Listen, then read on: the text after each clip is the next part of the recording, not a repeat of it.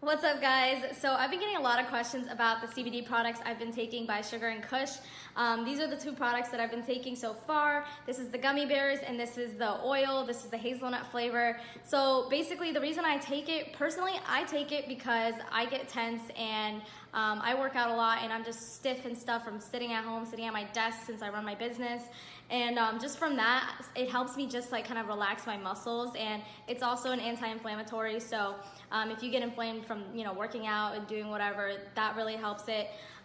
This also helps with anxiety if you're the type of person that gets anxious and just kind of like needs to relax.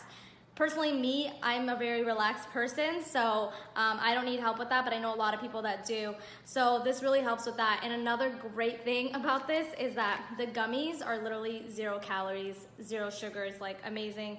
And it tastes like regular gummies, so that's the best part about this.